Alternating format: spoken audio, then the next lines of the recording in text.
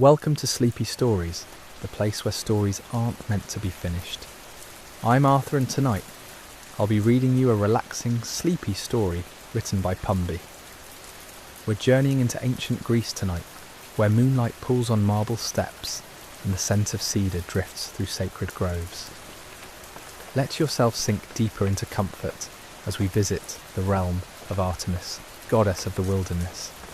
Let your breathing slow. There's nowhere else you need to be. The moon hangs full over the mountains of Arcadia, bathing the forest in silver light that turns ordinary leaves into something almost magical.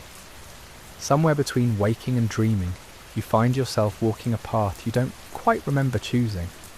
The air tastes of pine resin and wild thyme. Each breath comes easier than the last. This forest belongs to Artemis. Everyone knows that. The huntress goddess claims these woods as her sanctuary, a place where deer drink from crystal streams without fear, and ancient oaks stretch their branches towards stars that seem close enough to touch. But tonight, something feels different. The usual night sounds, the owl's call, the rustle of small creatures, have gone quiet, replaced by a stillness that doesn't feel empty. It feels expectant. You're not alone here. Somehow you know this without seeing anyone, without hearing footsteps. The knowing settles over you like the softest blanket, and instead of alarm, you feel only curiosity. A pleasant drowsiness begins at the base of your skull, spreading downward through your shoulders, your arms pooling in your fingertips. The path winds deeper. Moonlight filters through leaves in patterns that shift and dance, though there's no wind. Your feet know where to step, avoiding roots and stones as if you've walked this route 1,000 times before. Maybe you have. In dreams you've forgotten. The boundary between memory and imagination grows pleasantly blurred. Then you see her. Not all at once. She reveals herself the way dawn arrives, gradually and then suddenly complete. Artemis stands in a clearing where the moonlight concentrates itself, making the space glow like a room with its own private moon. She's younger than you expected, or perhaps older. Age doesn't seem to apply to her the way it does to ordinary things. Her tunic is simple, hunter's garb, but something about how she holds herself makes you think of temples and altars and prayers whispered in darkness. A silver bow rests unstrung in her hand. 3 deer stand nearby, close enough to touch her, their dark eyes reflecting moonlight like polished stones. They don't startle at your presence. Nothing here startles. This place exists outside the usual rules of fear and flight. You're tired. Her voice doesn't echo, but it seems to come from everywhere at once. From the trees, from the earth, from inside your own chest. It's not a question. She's simply stating what she observes, the way you might comment on rain or sunrise. You realise she's right. You're so very tired. The kind of tired that lives in your bones, that no single night's rest ever quite reaches. When did you last feel truly rested? The question drifts through your mind like smoke, impossible to grasp. Artemis gestures, and somehow there's a place to sit now, a fallen log covered in moss so soft it might be velvet. You sink onto it. The relief of sitting, of stopping, washes through you in waves.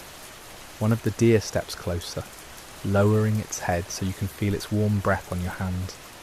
The simple animal presence soothes something you didn't know needed soothing. "My brother Apollo brings the dawn," Artemis says, settling onto a nearby stone with the unconscious grace of someone who's never questioned their right to any space they occupy. Everyone celebrates him for it. The light bringer, the god of clarity and truth and all things bright. She pauses, running her fingers through the fur of the deer that's pressed against her side. But dawn is harsh. It demands things: action, decision, wakefulness. You understand immediately, though she hasn't quite finished the thought. There's a tyranny to daylight that no one talks about.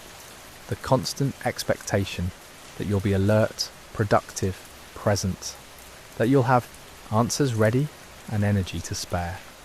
Night is different, she continues. Her eyes catch the moonlight, reflecting it back like the deer's do, like still water does. Night asks nothing. It simply receives. The day exhausted you with its questions, and its noise, and its relentless brightness. Night says, rest, be still, let go. The words sink into you, carrying weight beyond their simple meaning. Your eyelids grow heavier. The boundary between sitting in this forest and lying in your own bed begins to dissolve, both places becoming equally real, equally present. There's a place deeper in these woods, Artemis says, her voice growing softer, more distant, as if she's already leading you there in some way that doesn't require movement. A grove where the oldest trees grow, oak and ash and yew, their roots tangled together beneath the earth, holding secrets that predate even the gods. The mortals who stumble across it, the rare few who find their way that far, speak of dreams unlike any other. Dreams that heal, dreams that teach, dreams that let you finally, completely rest. She stands, the movement fluid as water. The deer lift their heads in unison, ears swivelling forward. An invitation hangs in the air, unspoken but perfectly clear. The path continues beyond this clearing, winding deeper into silver shadows, an ancient silence. Whatever waits in that sacred grove, whatever dreams Artemis guards there, they're meant for those willing to leave the harsh bright world behind. At least for a while, at least for tonight.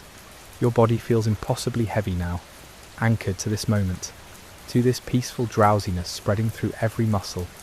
But your mind, your dreaming self, that part feels light. Ready? The grove waits somewhere ahead, patient as stone, eternal as starlight. Welcome to Sleepy Stories, the place where stories aren't meant to be finished. I'm Arthur, and tonight I'll be reading you a relaxing, sleepy story written by Pumby. We continue our journey through an ancient forest with Artemis, goddess of the moon and wild places. Let your breathing slow. Feel the weight of your body sinking deeper into comfort. Allow yourself to drift with the words, wherever they lead. You don't remember standing, but you're walking now. The movement feels automatic, as if your legs remember some ancient pattern your conscious mind has forgotten. Artemis moves ahead, barely disturbing the undergrowth, despite the quiver of silver arrows strapped across her back. The deer flow around you, both like water around stones, their hooves silent on the forest floor. Everything here exists in shades of mercury and shadow. The moonlight filters through leaves that seem to amplify its glow rather than block it. Each tree you pass feels aware somehow, not watching exactly, but present in a way that daytime trees never are. Their bark holds the accumulated quiet of centuries. How long have you been walking? Time moves strangely under this canopy. It could be minutes, it could be hours. The distinction doesn't seem to matter. There's nowhere you need to be, nothing demanding your attention beyond this next step, and the next, and the one after that. A stream crosses your path, barely wider than your stride. The water moves over smooth stones with a sound like whispered secrets. Artemis steps across without breaking pace, but you pause. Something about the water calls to you. You kneel, cupping your hands to drink.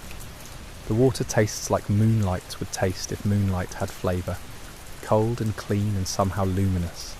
It fills your mouth with a clarity that's almost painful in its purity. When you swallow, the coolness travels down your throat, spreading through your chest, your limbs, carrying away tensions you've held so long you'd forgotten they were there. The stream flows from the grove, Artemis says. She stopped a few paces ahead, patient as the trees themselves. It carries the peace of that place outward, touching the wider world in small ways. Most never notice, but those who need it, those who are ready, they find their way to its source. You straighten slowly, water dripping from your fingers. Your reflection in the stream shows someone you almost don't recognise. Softer somehow, less defended. The face of someone who's allowed themselves to stop fighting for just a moment. The path narrows as you continue. Branches arch overhead, interlacing into a tunnel of leaves and moonlight. Your shoulders brush against bark on either side, the contact grounding, reminding you that you have edges, boundaries, even as your mind grows increasingly diffuse and dreamy. Somewhere distant, an owl calls. The sound echoes through the forest, lonely and perfect. Another answers from a different direction. their voices weaving together in a conversation older than language. You've heard owls before in the world you came from, but never like this. Never with such clarity, such presence.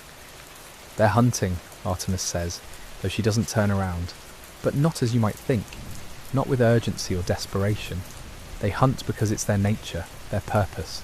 There's no anxiety in it, no fear, just the pure expression of what they are. What are you? The question surfaces unbidden. In the daylight world, you have answers ready. Job titles, relationships, roles and responsibilities stacked like armour. But here, in this silver darkness, those definitions feel paper-thin, irrelevant.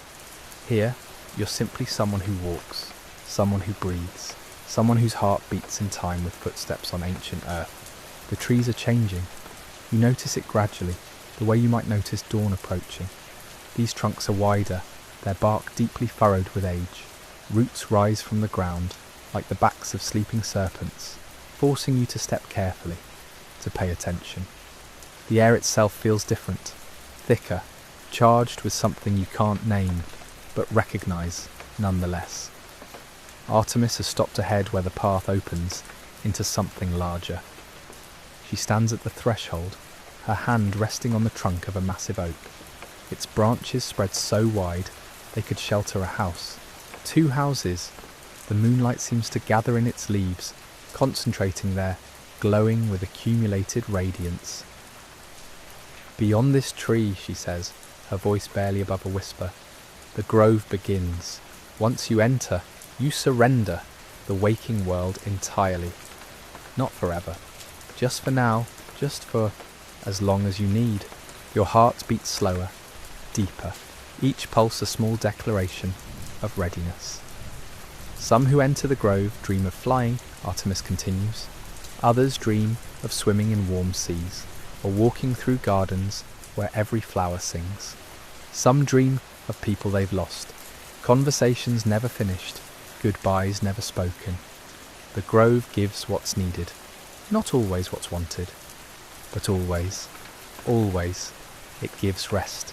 She steps aside, creating space for you to pass.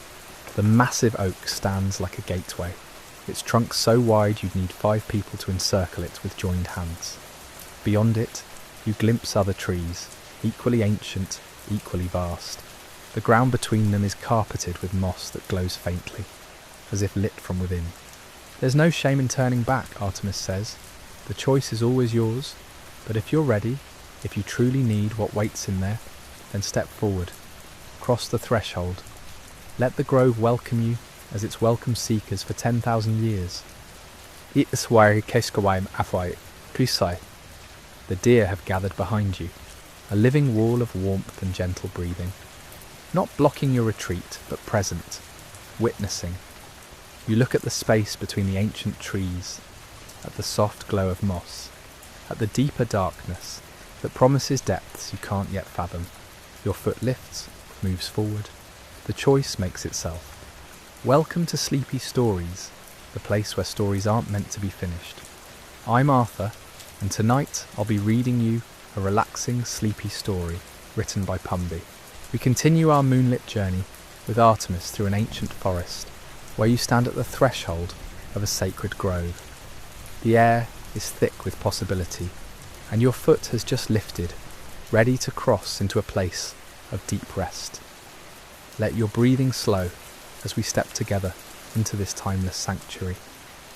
Your foot meets moss and the sensation is unlike anything you've experienced. Not merely soft, but yielding in a way that suggests infinite depth.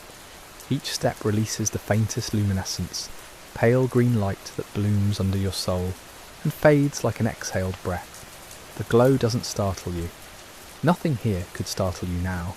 You're too far inside this quietness, too thoroughly held by the grove's gentle gravity. The trees here don't simply grow, they preside. Their trunks are cathedrals of bark, grooved and weathered by centuries you can't count. Some lean toward each other, branches intertwining overhead to form archways that frame the moonlight into geometric patterns. Silver falls through leaves in shafts so defined you feel you could reach out and touch them. Run your fingers along their surface, like columns of cool water frozen mid-pour. Artemis walks beside you now, not ahead. Her presence has shifted. Less guide, more companion. You glance at her and notice something you missed before. Her feet leave no impression on the moss. She moves through this place like memory itself, substantial but weightless, here but also somehow woven into the fabric of everything around you. How long have you been walking? The question arrives without urgency. Time has become negotiable, a concept that holds no authority in this space. You might have taken 10 steps or 10,000. The distinction feels absurd, irrelevant, as counting waves or naming every star. A sound reaches you, water moving slowly over stone. The grove slopes downward, gentle as an invitation, and there ahead you see it.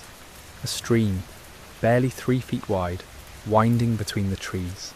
Its surface catches moonlight and holds it, transforming the water into liquid silver. You didn't know water could look like that. Molten metal, somehow cool, flowing mercury that sustains life instead of poisoning it. You kneel at its edge without deciding to kneel. Your knees simply fold, bringing you down to the moss, down to the water's level. This close, you can see the stream bed. Smooth stones in shades of grey and white, and palest blue, each one perfectly rounded by patient erosion. No sharp edges exist here, nothing to cut or scrape or wound. Cupping your hands, you dip them into the current. The cold is absolute but not painful. Clarifying, you bring the water to your lips, and the first sip tastes of minerals and moonlight, depth and darkness, and ancient aquifers far below the earth. It doesn't quench thirst so much as answer a question your body forgot it was asking. When you lower your hands, a deer stands on the opposite bank. Not one from the group that followed you.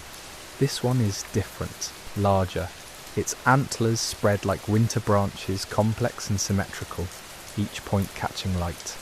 The deer watches you with eyes that reflect the moon. 2 perfect circles of silver regard. You stare back.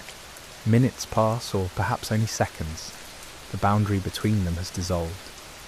The deer dips its head, drinks from the same stream, then lifts its gaze to yours once more, before turning and walking deeper into the grove.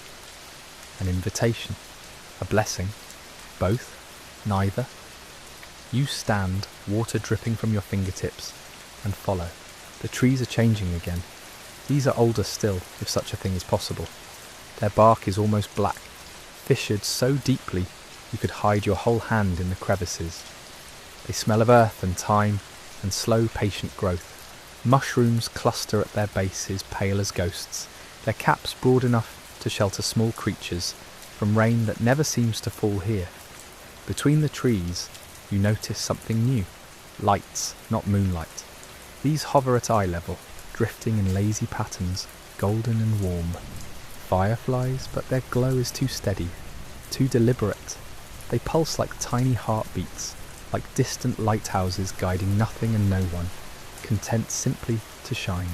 The deer has stopped in a clearing ahead, not stopped, settled. It lies on the moss, legs folded beneath its body, perfectly at rest. Around it, other shapes are emerging from the darkness between trees. More deer. A fox, its tail curled around its body. Birds roosting on low branches, heads tucked beneath wings. And there, barely visible in shadow, something larger. A bear perhaps, or the suggestion of one, its massive form rising and falling with slow breaths. This is a resting place, not for you alone, for everything that needs shelter from the world's relentless turning. Artemis touches your shoulder, the contact feather light.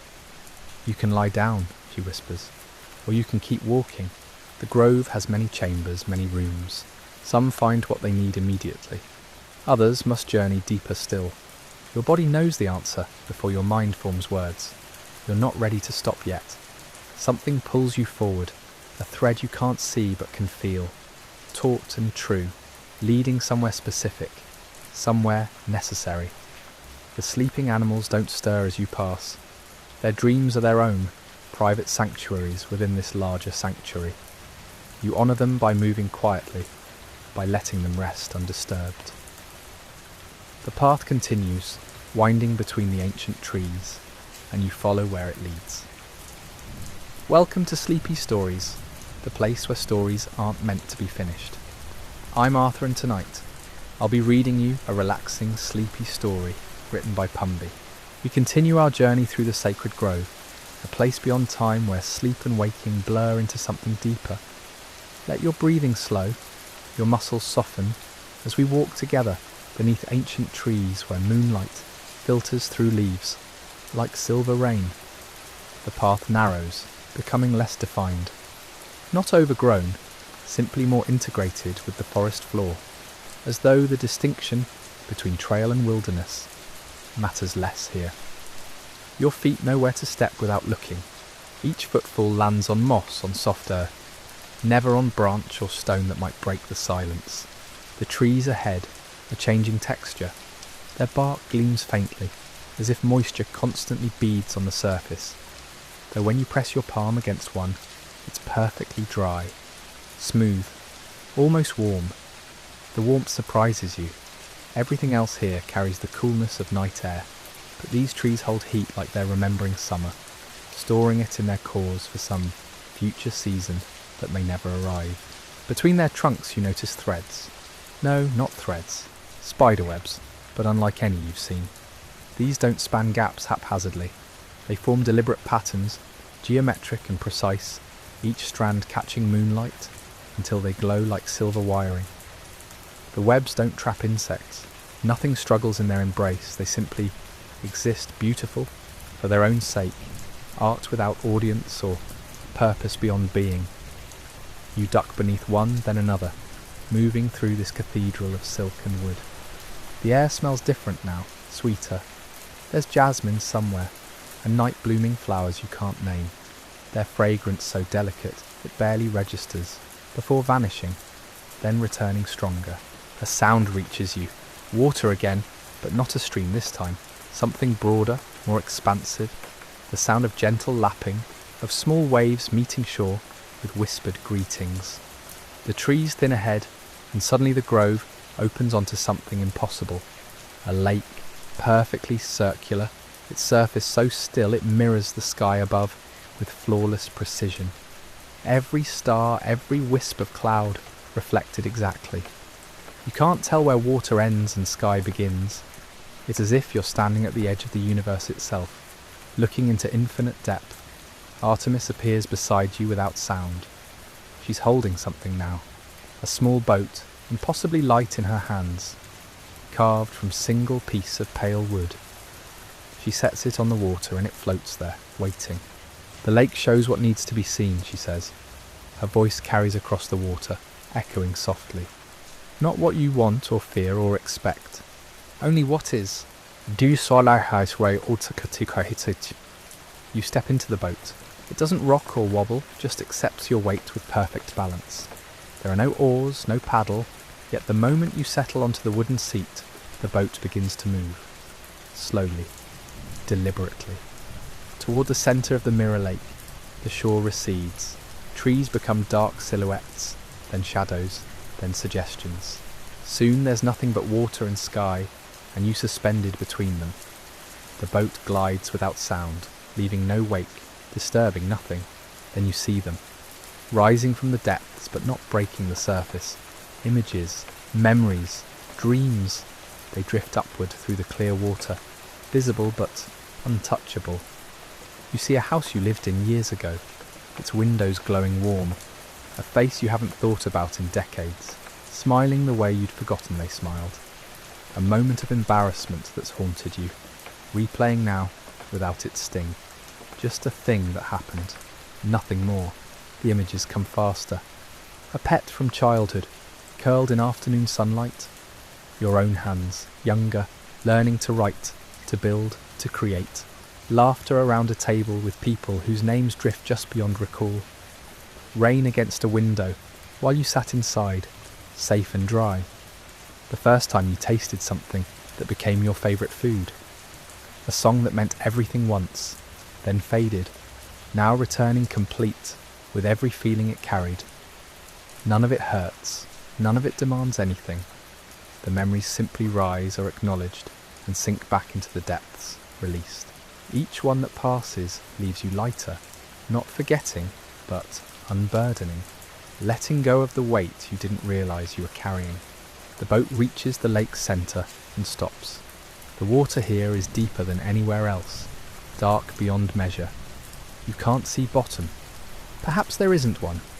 Perhaps this lake goes down forever, holding every memory of every person who's ever visited this grove, all of them floating in the quiet deep, safe and preserved, and finally at peace. You lie back in the boat. The wood is smooth against your shoulders, curved to fit your body perfectly. Above, the stars are impossibly bright, impossibly numerous. They don't twinkle.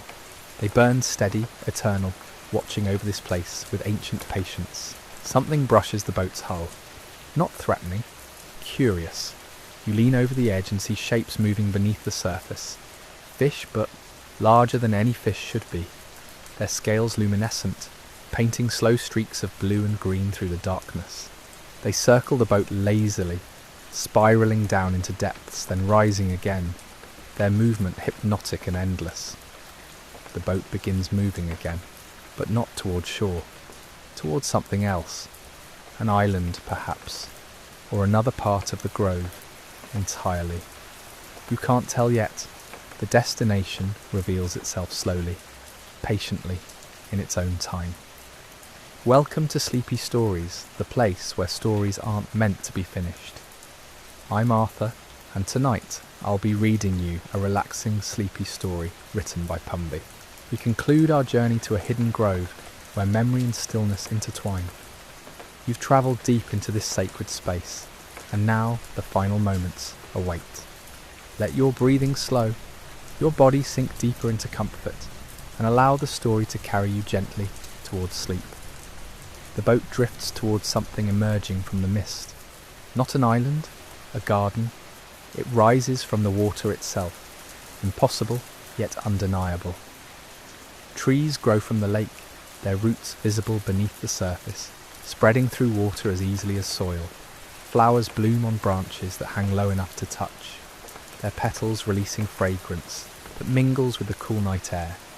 Jasmine, honeysuckle, something else you can't name but recognise deep in your bones. The boat nudges against a platform of smooth stone that appears exactly where you need it. You step out, leaving the vessel behind. It doesn't drift away, just waits, patient and empty, should you need it again. This garden exists in layers. Paths wind between trees, splitting and rejoining without logic, yet every direction feels correct. You choose one and follow it beneath an archway of wisteria, purple blooms cascading overhead like a living waterfall. Their scent is overwhelming in the best way, filling your lungs with something sweeter than air. Benches appear along the path, carved from single pieces of marble, worn smooth by countless visitors.